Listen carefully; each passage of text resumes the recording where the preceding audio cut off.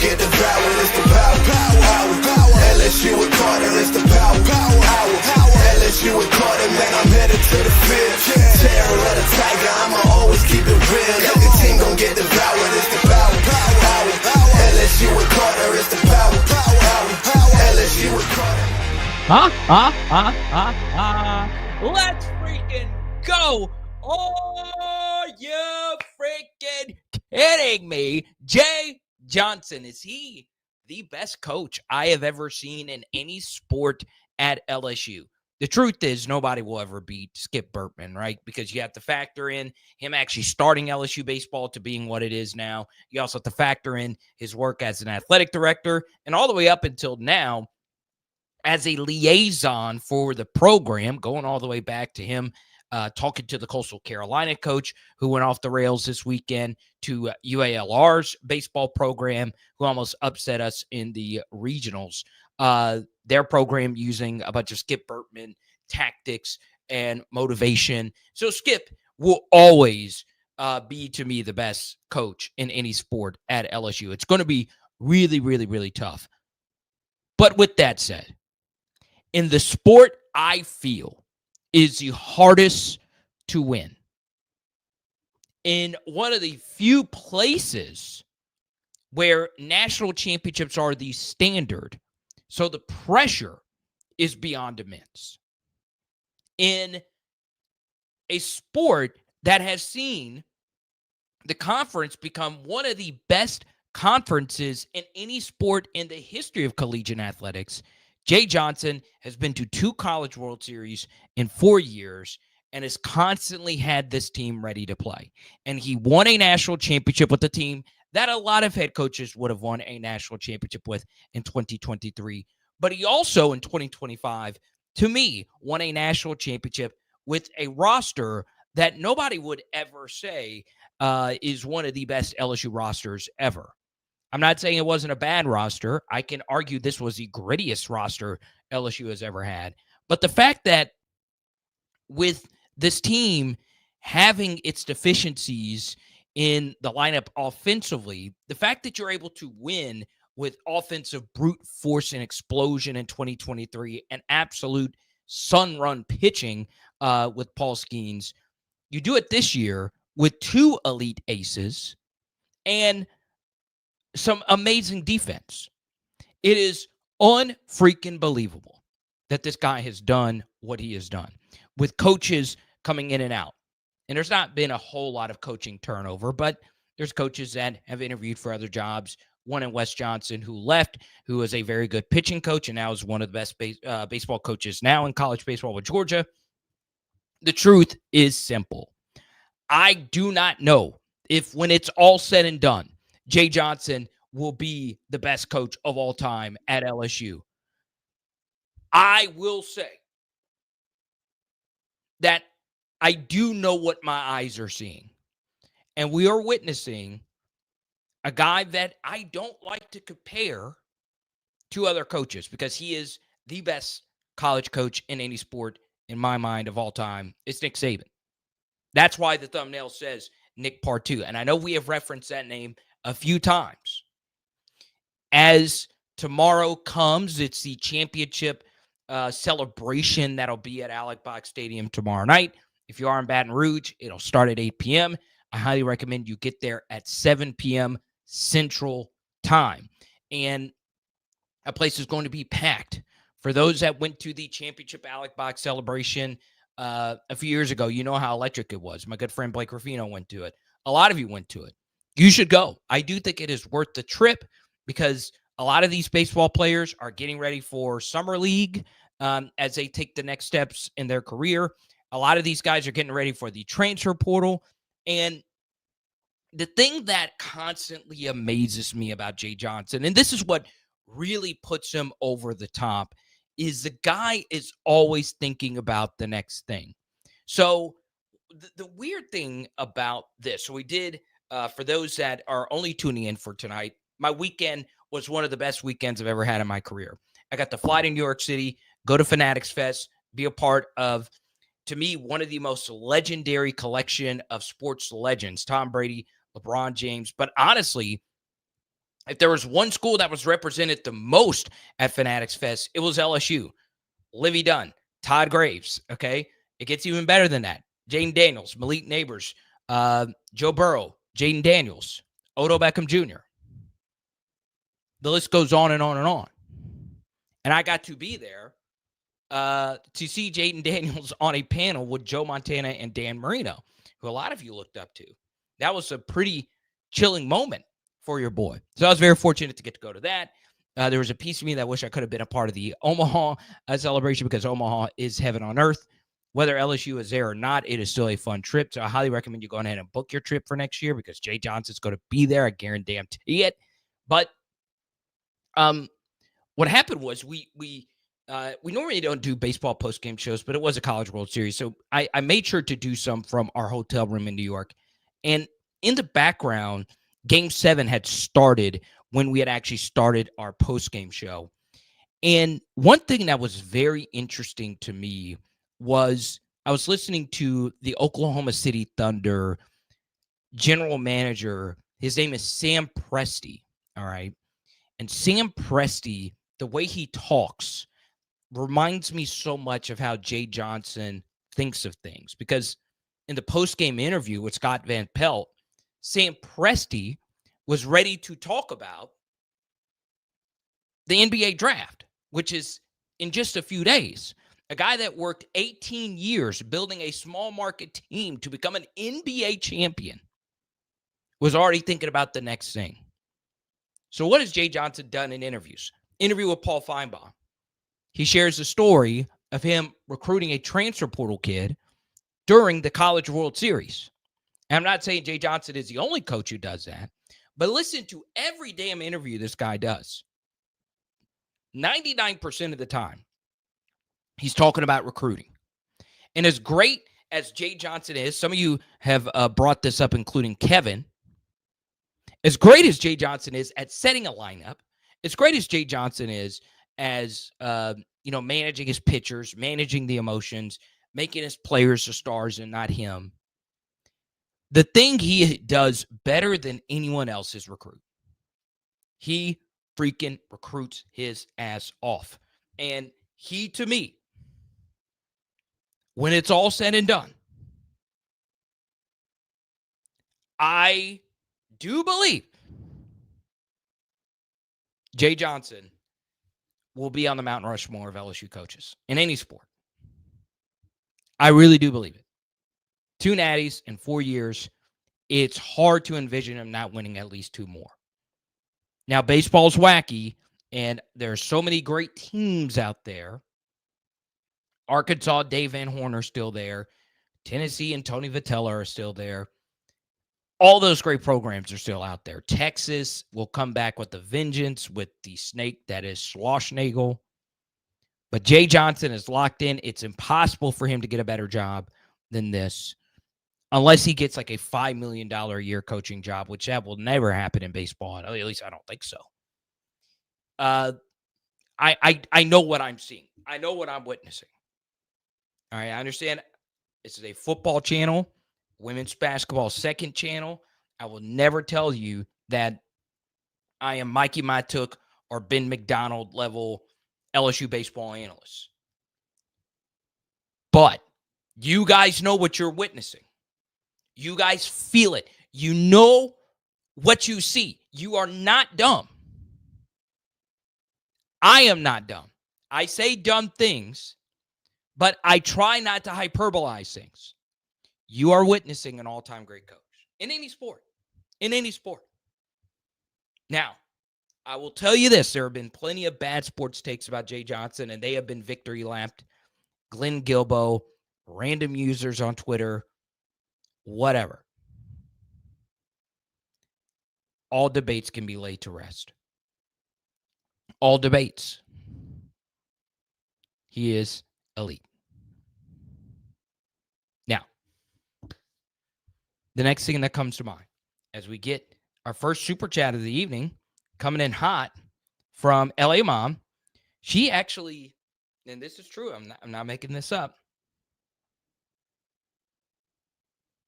Do you ever run into Cole Kubelik on your sports card endeavors. He's a big collector. Yeah, so it's funny you mentioned that. I don't talk a whole lot about some of my media friends in the business because I don't want to say like, hey, I know that guy or we're bros or whatever. But Cole and I actually do have a really good relationship. He used to go on my radio show when I was still doing terrestrial radio once every 2 weeks. And I've gotten to know Cole pretty well. And over the years, in fact, we had actually kind of lost connection. And it wasn't because of a whatever, just that it just happens, right? And he's obviously on a different level than I am. Okay, I think I'm doing well. I'm obviously not doing as well as him with the ESPN. But earlier this year, we actually rekindled. No, it sounds weird. And we had a 1-hour phone conversation. I think 2 months ago, just catching up on everything. So, LA Mom, we're gonna get Cole Kubelik on the show. He'll be more than happy to do it. So we'll do that for you, LA Mom. It's cool. It's really cool you ask. That is someone we could get on here. All right. Let's go to Brian. He says he hates to admit it. Nick's influence over LSU, especially defensively, is still impactful to this day. Absolutely. Abso-freaking-lutely.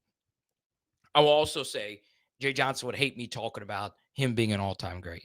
It's just not really who he is. It's just, and I honestly don't think it really interests him a whole lot. But man, everything about this weekend was perfect. Every last freaking thing.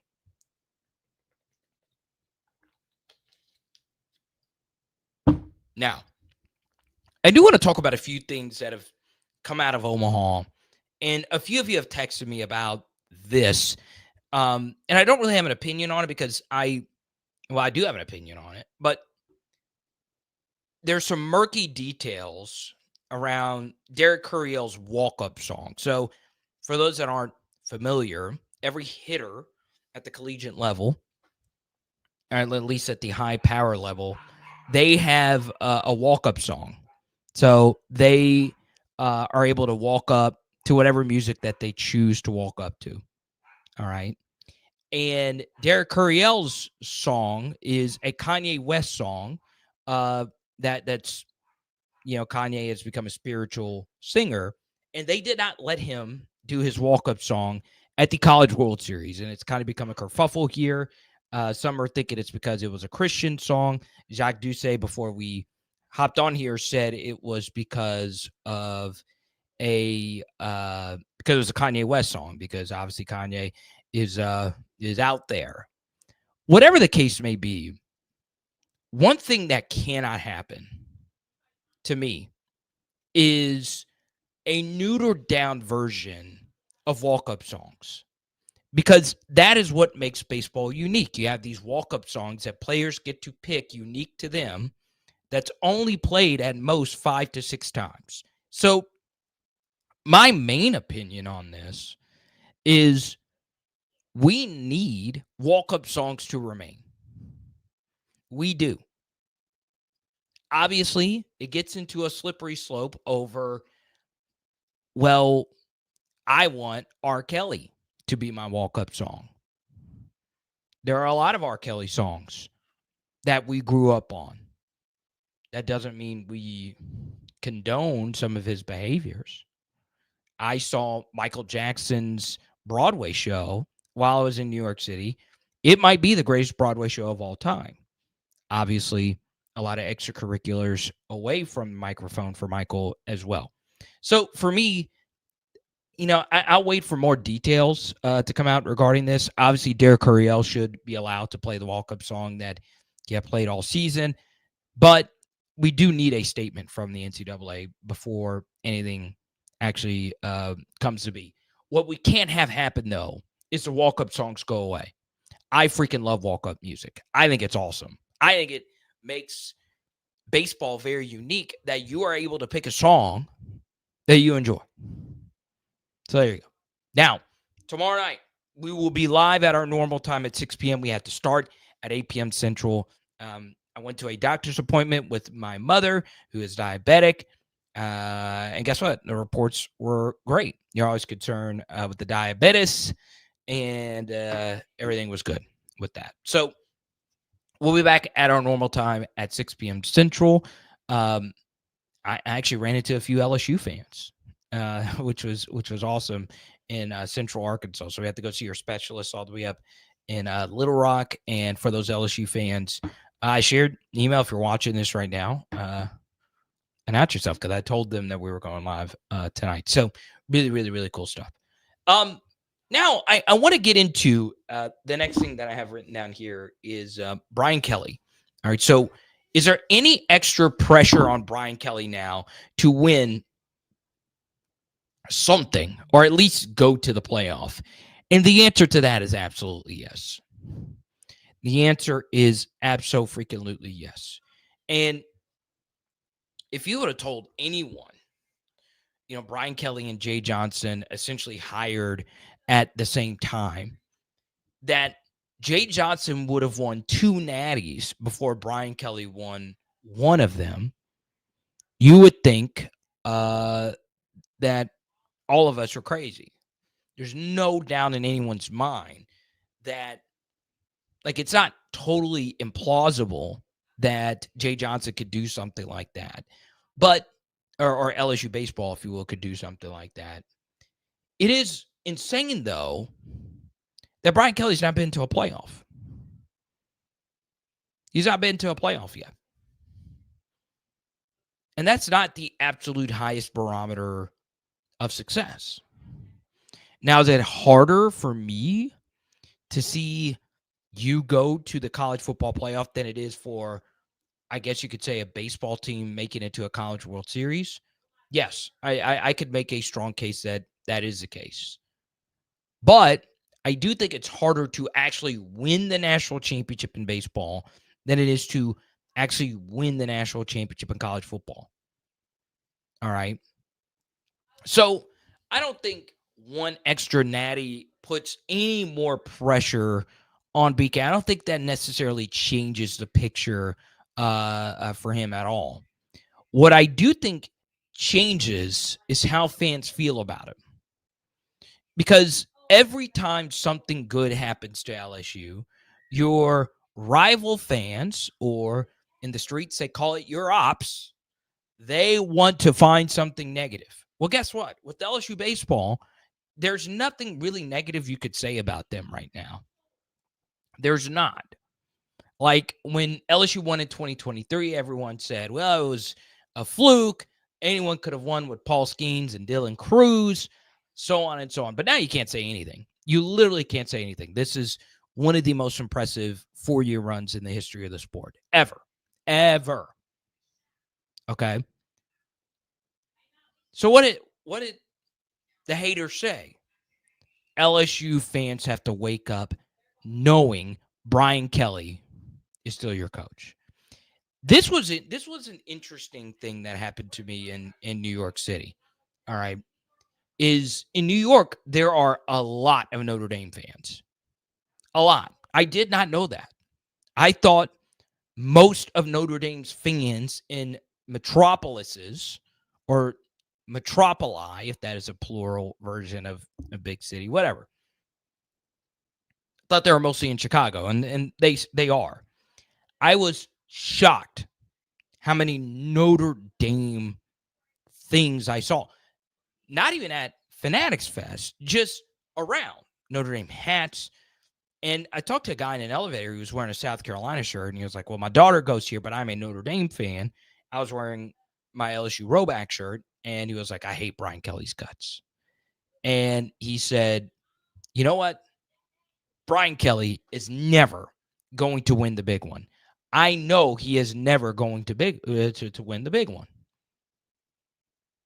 What's funny, though, is when Notre Dame fans say that, and they say, well, Brian Kelly's always going to get his ass beat in playoff games versus the big programs. You then bring up Marcus Freeman having that exact same thing happen to him versus Ohio State. And I understand the scoreline was kind of close in the fourth quarter, but a lot of you that watch a game know that outside of that amazing first drive that Notre Dame fans like to remind you of, Notre Dame mostly sucked in that game. Good comeback. I give you a lot of credit for it. Ohio State took the foot off the gas pedal defensively. Whatever. They still think Marcus Freeman's going to win the big one. Not going to happen. So the thing is, there's not many people out there that like Brian Kelly. That is the one thing that I learned because I was shooting a few different YouTube videos for some other projects I'm working on at Fanatics Fest. And when I would bring up an LSU, that I was an LSU fan, they wouldn't bring up all the great LSU athletes. They would say, you know what? Brian Kelly sucks. He's ass. Nobody likes this guy. And I'm like, okay, cool. Cool. There's a lot of LSU fans that don't like him. We've had guests on here that are diehard LSU fans that paid a lot of money to go to Omaha that have come on here and destroyed him. And guess what? We're an open line of communication when it comes to fandom. All right? Until the day comes, my dream job happening of me being hired by LSU football to do whatever. Running water out to Jaden or Garrett Nussmeier, I'll do it.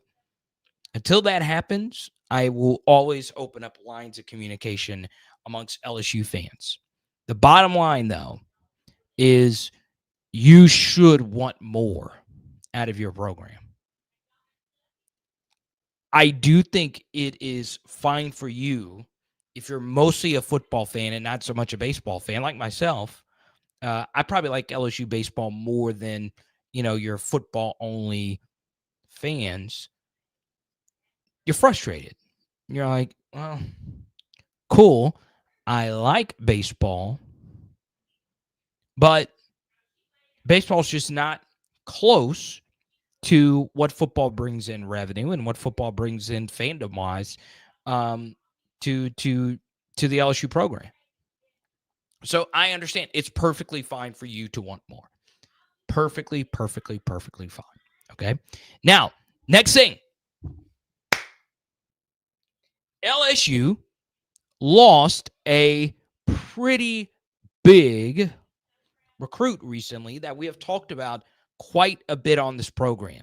And because we have mostly been in good news mode, we will bring up some bad news right after this. Let's go! On a journey together with Zion Imaging, I want you to see this experience up close. And me as a wedding and event DJ, I watched how everybody had so much fun with Zion Imaging. And a big reason for their success is the team. Yes, Jaron Thomas and his family started this off as a passion project, and they have one simple goal in mind: taking your event to the next level.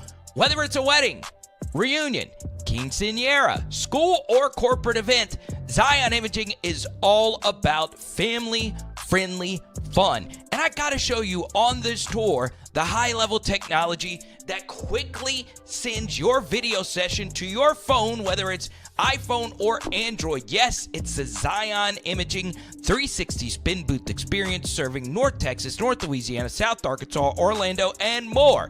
Give us a call, 318-469-4265. Check us out on Facebook or book us at Zion Imaging, XYANimaging.com. Are you a die-hard LSU fan, and would you like to understand the complex game of football better? Well, sign up today for our PHL Patreon. This is his second touchdown. Counter G while you're pulling the guard. We dive deep on recruiting and the transfer portal at a level that you have never seen before. Film breakdowns from so many different angles, and my personal favorites, oh yeah, the analytics, baby. I like to get nerdy. We take a look at cutting-edge statistics that help all of us understand LSU football even better. And guess what? Every new sign-up gets a Joe Burrow card in the mail for free. But we got to save the best for last. Our private Discord community of LSU fans from around the globe. Sign up today. Patreon.com/LSU football and put your name on our wall of patrons. Special thanks to everybody who's on here. Let's freaking go. So Bo Bentley did not commit to LSU, and the Tigers spent a lot of time and resources recruiting him.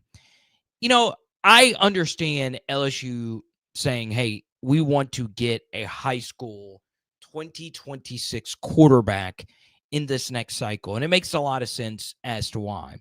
Because a 2026 quarterback or any quarterback that commits as a true freshman, they're kind of sort of locked into that school, at least for the first year, right? Because all the other schools have a first year quarterback committed, right? That's why you commit early. It's tough to go somewhere else where if they do take you, there's probably already another 3 or 4 star at that school that they just brought in.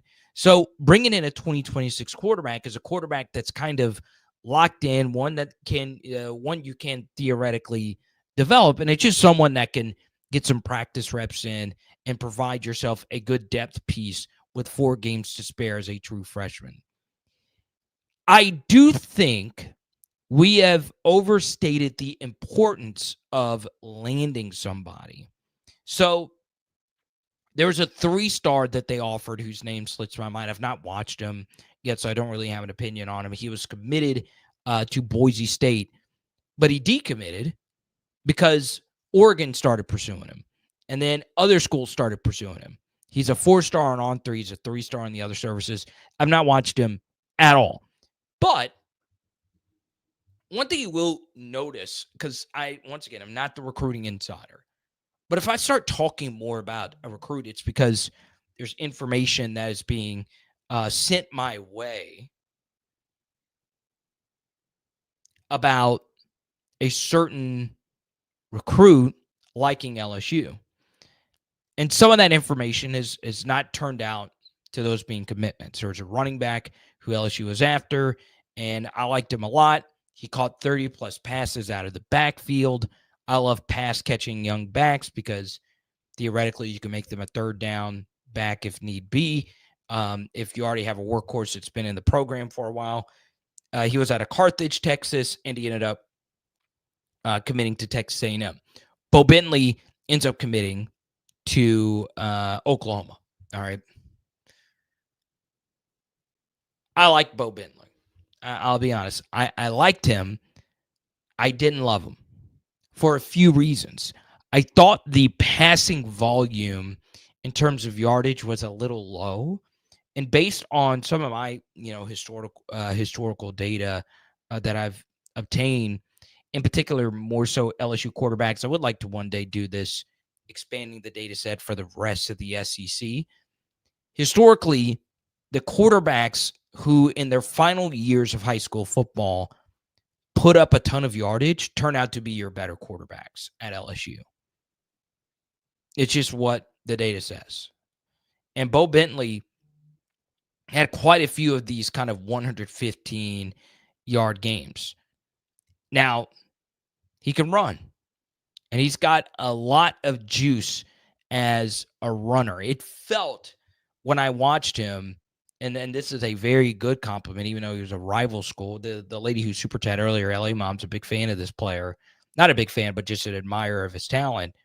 It felt like Bo Bentley was a Jackson Dart type of player, right? Just a guy that you want as a developmental piece, right? He ran the offense really well. Yeah, he has good athleticism. Arm is very good. I don't know if I'd consider it special. But this was a guy that LSU really liked a lot. Spent a lot of time recruiting. Got other elite recruits on campus to go along with them on their recruiting visits. But I don't think it's just as important now because you can address the quarterback position, especially if you're more so looking at it from a backup vantage point. You can address it a little bit better now with the transfer portal, right? Let's take someone like A.J. Swan. Was A.J. Swan a success at LSU? Yes. Yes. We didn't need him. So we don't really know how good he was. But by all accounts, to me, he got beat out by Ricky Collins. And A.J. Swan was your QB3. Well, guess what happened towards the end of the season? Ricky had started, there was good momentum of him going elsewhere. And you still had A.J. Swan to step in versus Oklahoma to provide you some decent reps for you to win an SEC game. Now, did Garrett Nussmeier end up coming back in? Yes. Did A.J. Swan actually play well when he was in the game? No. But he was something. He was competence, right? So, Bo Bentley wasn't going to be your starter until 2 or 3 years from now. And you also take a look at the current LSU quarterback room. Obviously, Garrett's going to be your guy. I have been repeatedly told this, and this is not from the player himself, who's been a guest on this channel before. His name is Colin Hurley. This is not coming from Colin. This is coming from people who know the answer to this, who know what's actually happening behind closed doors, who know who's actually throwing and putting in work. And it is ridiculous how hard Colin Hurley has worked, trying to better himself after a very harrowing experience with his car accident. Now, Colin has always worked hard. As he shared on the channel before, he would work out with NFL players like Anthony Richardson back when he was in Florida. But there are quite a few people who have been very impressed with Colin Hurley, who at the one position in college, age really does matter a whole hell of a lot. He was one of the youngest LSU players ever. So I'm a little bit happier with where the LSU quarterback room is right now. I just am than most. Do I see a for sure bona fide starter at this juncture? No, I don't. That's why LSU wants to get someone in the 2026 class. But you're also in position with the 2027s. There are so many good 2027 quarterbacks that LSU's after that there could be one who could start year one. That's how good those guys are. And I like all three of the ones that LSU have really zeroed in on. All right. Now, I don't want to make this another 2027 quarterback discussion because it's going to happen so much from now until the start of the season. But, man, there is one that I like more than the others, and it's not the one that the recruiting services agree with. So, if you want that, you can go to patreon.com/LSU football, as you just heard with the spot a minute ago. Check that out. Okay. We say hi to Tyler. We say hi to Tony.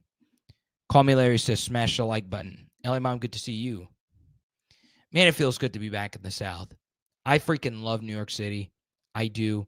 It is one of my favorite cities on the planet Earth. Love visiting. It is a thing of absolute beauty. Okay.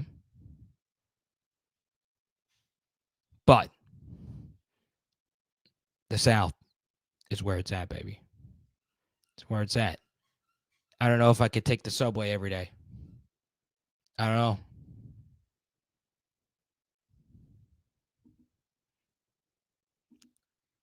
Now,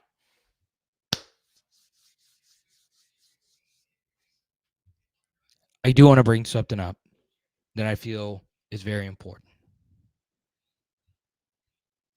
Never, ever, ever, ever underestimate maturity at the quarterback position. Sometimes when it comes to your schedule, you get unlucky when you actually decide to schedule teams. And it could work in multiple directions. Sometimes you could schedule a program that you want to be good for the sake of your strength of schedule, and they turn out to be absolutely atrocious. You beat the hell out of them, and it really doesn't do anything in your final resume. Even though when you scheduled them, they're actually a good program. All right, a good example of this is Alabama this past year scheduled Wisconsin in Camp Randall. Wisconsin was not good this year. All right. They just were not good. Now, Tyler Van Dyke got hurt, and it's a long story. Sometimes that happens. I will defend Brian Kelly in one aspect, and it's not really a great aspect, and it's not one that a lot of you want to hear. But I saw this earlier today that Florida State, their quarterback, Thomas Castellanos, is talking a lot of shit. He did an interview with On3, and it was atrocious. It was very confident. And look, I don't care if a wide receiver talks a lot of trash. I don't care if a defensive lineman talks a lot of trash. Your quarterback needs to be an adult. All right? I don't care if a quarterback has confidence or aura. Just don't get too carried away with it. All right? Jaden Daniels, Joe Burrow, those guys are never going to put their foots in their mouth. It just won't happen. Patrick Mahomes, Josh Allen, they're just going to say the right thing, do the right thing. Lamar Jackson, whatever. Okay? I need my QB to be an adult. So Florida State had the most mature, front-facing, Fortune 500 company CEO quarterback in Jordan Travis. We played them both seasons, and he played arguably his best games of the season. He was just very good. And then the next two seasons, Mike Norvell has brought in the worst transfer portal quarterback last year was DJ Uiagalelei compared to expectation. And then he brings in Thomas Castellanos, who sucked at Boston College. He was not good. I don't know what they were thinking. I don't know what they were thinking. So Brian Kelly got unlucky that Florida State was as good as they were going in to both of those games. Mike Norvell's two best teams, all his other teams have been dumpster fires. Florida State's going to be a dumpster fire again. And then you get Clemson. Clemson had a few down-ish years. They were still good teams. Now you get their best team. This is the best team Dabo Swinney has had in quite some time. Since 2019 Clemson, who we beat in the national championship game. That was obviously a very good team. Maturity matters. That's why a few weeks ago, Elijah Haven, 2027 quarterback, listen to that kid do an interview, an adult. That's a high school junior, an adult. Yes, sir. No, sir. We have Preston Guy on the channel who actually did the interview with Elijah Haven. Peyton Houston, same thing. You need adults at QB. Garrett Nussmeier, Jaden Daniels. LSU has had some that were not that way in years past. Some of which I know regret some of the things that they did. It is very important to have that at quarterback leadership. You don't need to be the best quarterback, in particular in college. Jacob Coker won a national championship in the last 10-ish years. And if you don't know who Jacob Coker is, my point exactly. Nick Marshall, a defensive back, almost won a national championship as a QB. He was an adult. Ran the offense. Yes, sir, no, sir. Good interviews, so on and so on. All right. But my major point is two things, actually. Appreciate Garrett Nussmeier saying and doing the right things. Also, understand that while LSU has scheduled difficult season opening games, they have become more difficult. When you set those schedules, you don't know what that program is going to be when those schedules are set. Now, you can have a good idea. If you're scheduling Georgia or you're scheduling Ohio State multiple years out, you're probably going to get a good team. But outside of those two and maybe Alabama, you don't know. Programs go on down years. Okay? Bullfrog says Florida State is going to get their teeth kicked in week 1. The F are they thinking? Well, Bullfrog, it's not Florida State. It's one guy, their quarterback, who's not taking a snap. By the way, the same quarterback who quit on his team. He had no reason to quit on his team. The season was already over for him. He had already played 4 games. They benched him. He quit. And Florida State said, you know what? Let's kick out a coach who the locker room respects the hell out of, and Alex Atkins, who is now with the school that you have to recruit against and who you lost a good recruit to because of. Let's kick him out, and then let's bring in a toxic quarterback. That's crazy to me. Absolutely crazy. All right? Absolutely crazy. I only want adults leading my QB. I'm not saying you got to come in there dressed like Jamie Dimon every day or whoever. I just need you to be a leader of men. And I do not want, like, if I was a Florida State fan, I would be totally turned off by this. Totally turned off. I don't know what Norvell's thinking. I think him not making the playoff broke his brain.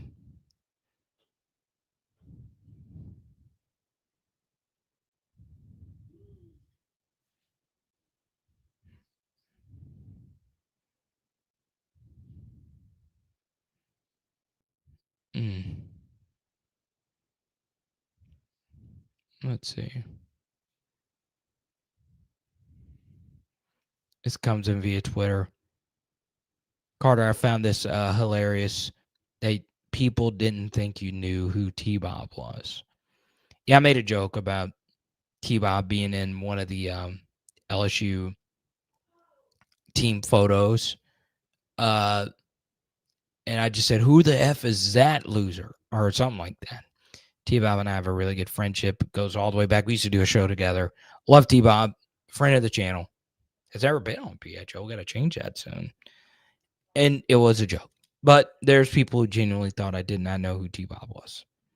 So shout out to T-Bob. You know, I love college baseball, but I more so love the culture around college baseball more than anything else, really. Because of football, yeah, the culture of college football is unparalleled in American sports. But I also just love watching college football. It could be a game between 2 3-9 Conference USA teams.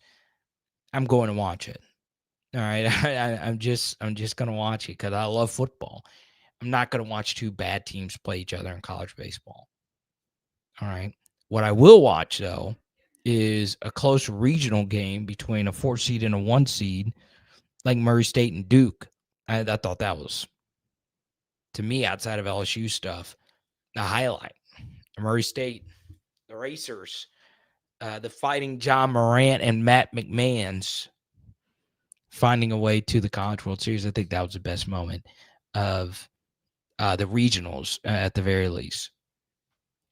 You know, I love college baseball. I really, really, really do.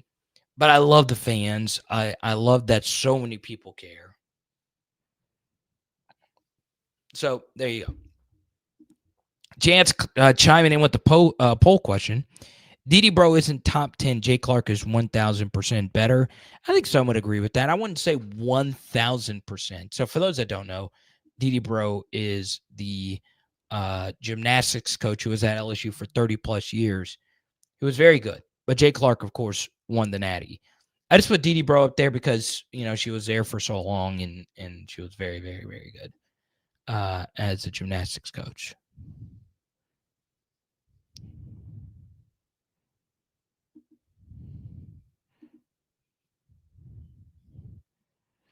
Yeah, I don't know. Like, the weirdest thing to me is I don't get. I really don't get saying, hey, let's go get somebody that just downright quit on their team. Like, for instance, you quit on your team before the playoff or whatever to go into the portal. That's different because the college schedules suck, right? You got to go in and get in the portal so you can figure out your next school and go on visits or whatever. All right. But quitting on your team mid-season? Deontay Cook style? Thomas Castellano style? Notice what happens to a lot of those recruits that quit on their team, not for redshirt reasons. They just quit because they fall out of the rotation. They're toxic. Stay away from them. Stay the F away. I don't want anything to do with you. No Chill Sports, the graphic king. Let's go. The graphic king. We'll take a few more here before we skedaddle. Once again, we'll be live tomorrow night at 6 p.m. Central.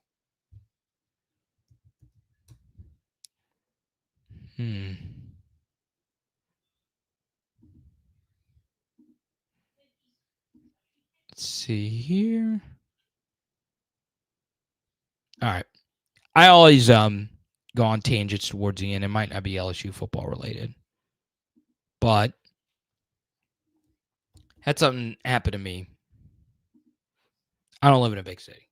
So, you go from New York and then you fly in and you got to drive in and I don't live near an airport. So you have to drive to the airport, whatever. Or don't live near a big airport, whatever. So I was like, you know what? I want to support small business because I myself am a small business.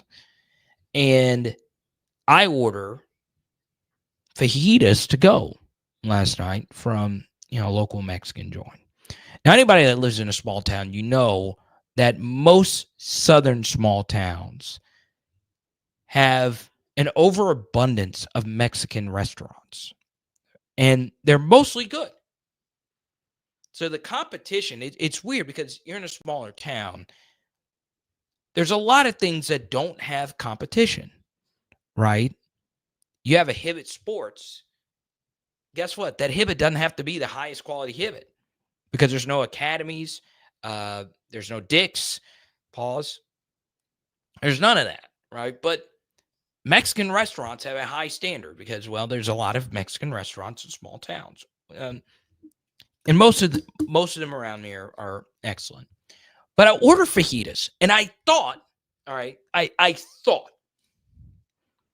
that when you order fajitas, it is assumed that tortillas go with your order. So here's what I want you to do.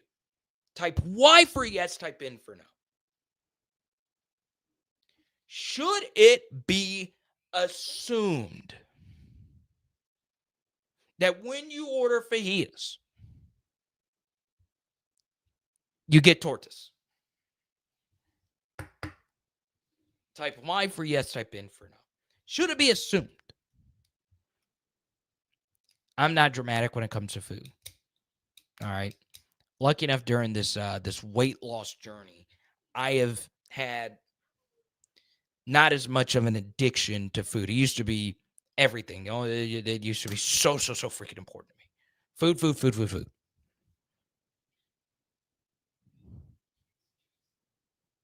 So I get home.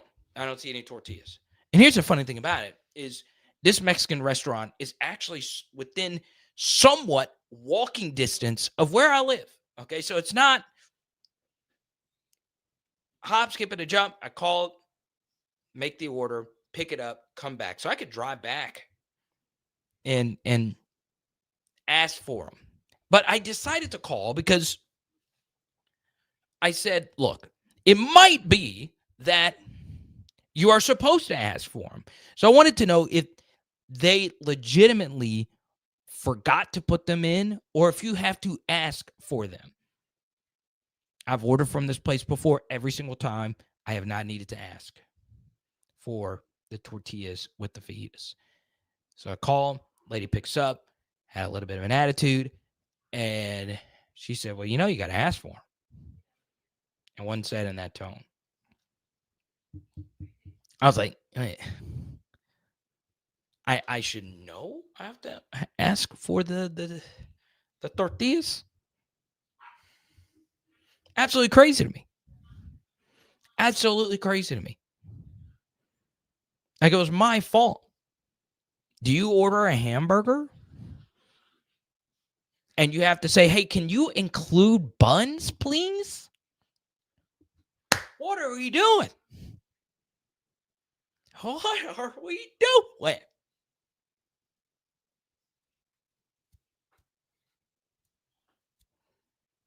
So then I was asking, trying to answer myself, I was like, man, what if it's a cost-cutting measure?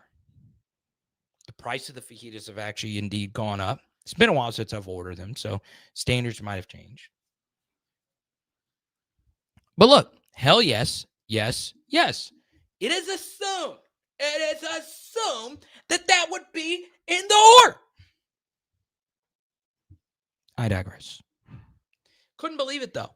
Couldn't believe it. Because obviously, in New York City, you're going to get good service everywhere because there are good restaurants everywhere. Okay. I did not get the chance to go to my favorite restaurant in New York City, which is a touristy place called Katz Delicatessen. I'm a low-key stan of pastrami sandwiches, but I have a pretty high standard for pastrami sandwiches.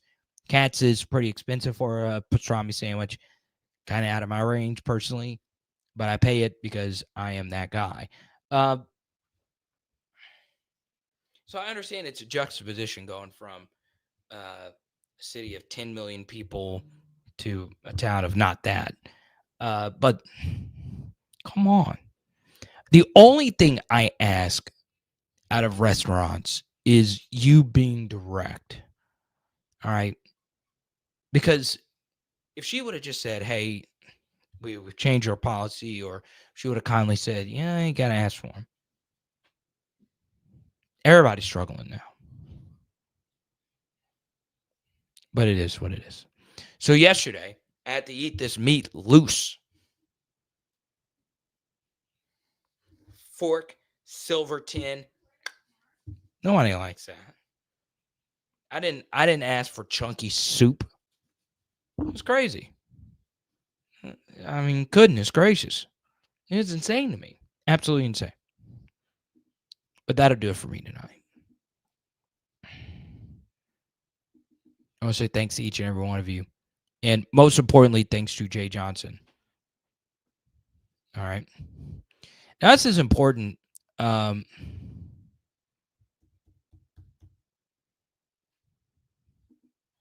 it is now true. Well, it might not be true. I don't know. Another Kanye West song was banned. So it goes back to the Derek Curriell thing. So Kate Anderson's walkout music was All of the Lights by Kanye West. That is still a song that I play at weddings as a wedding DJ. I have not canceled Kanye on wedding DJ playlists because I don't believe in canceling artists. Because songs are songs, all right? But, the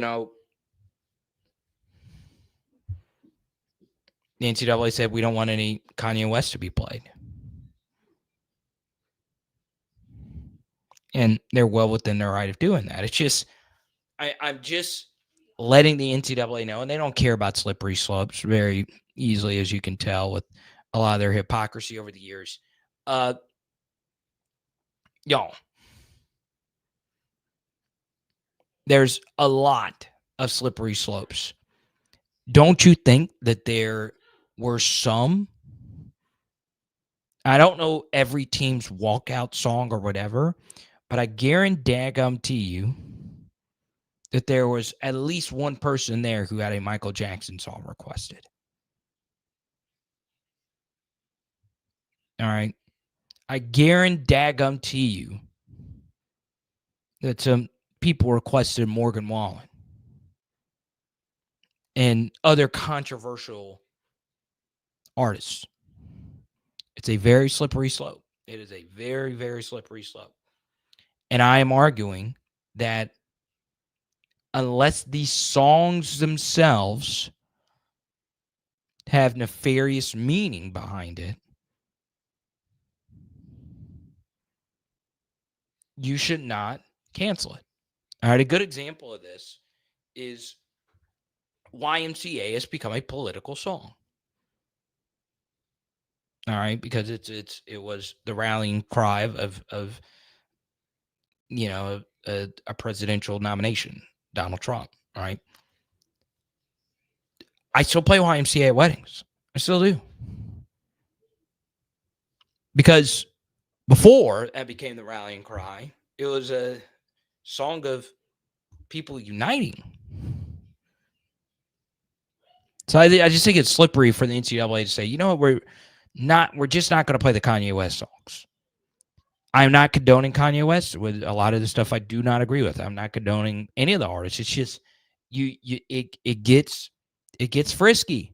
It gets frisky when you say, hey, because they are songs, right? The songs, especially when they're made. And also on top of that, songs are oftentimes just sung by the artists. There's writers, there's producers, there's all kinds of people that get exposure from all different forms of I guess you could say entertainment. Okay, so you should. I think in particular with songs, because a lot of the big songs that get played at these events are really about nothing in particular. Especially more modern music. It's very general stuff. All right. So when I was driving my mom to a doctor's office today, we're driving back, and I used to be a country DJ, and she just, you go on long trips, you get a question from time to time. And she said, hey, if there was a country artist you would want to go see, who would it be? And I said, Luke Combs. And she wasn't really familiar with Luke Combs' music. So, Luke's songs are very good, right? But it's not like it's not like some controversial point he's making, right? He's just singing from the heart about long neck, ice cold beer never broke my heart. It's such a great song. I listened to it. She liked it, right? But a lot of songs are like general, right? Old country that had very like specific meanings and stuff like that. But a lot of songs are like just general things, right? Songs about love or whatever. But like it's not like the political statements or some of the things that those artists actually say that they get people mad. It's not the intent of it. It's not. Intent matters. So there you go. Now, that'll do it for me. Please, NCAA, don't ban Walkup music. Don't do it. It's a good thing. No. Honestly, like most college baseball players in particular, I don't think any of them have ever been known for making like some massive political statement anyway. That's the thing that's kind of ironic about it. I don't think if anybody's at the ballpark, they hear Kanye West get played, I don't think that ruins their evenings. Right?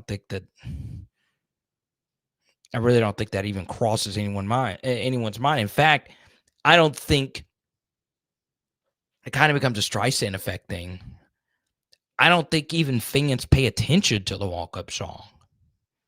In fact, I don't even think the players really like pay it. I mean, everybody's just so zoned in particular at the College World Series, right? Where if you're there, you're really there to watch baseball.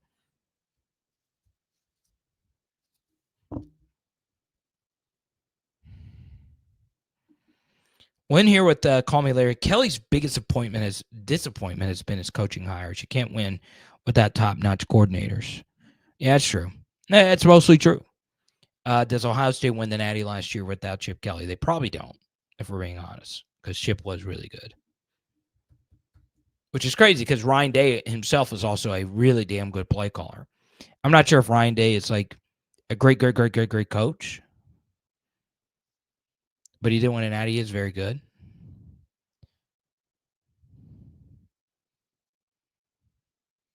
So I don't know if it's like great.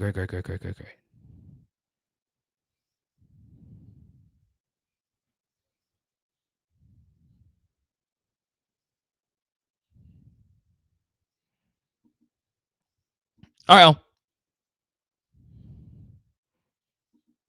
No chance. I don't think so. See, that's the thing. It's a slippery slope. Because it is kind of ironic. You know, I think most people would say that more about Kanye than they would about Taylor, but it is ironic because obviously those two have been rivals before.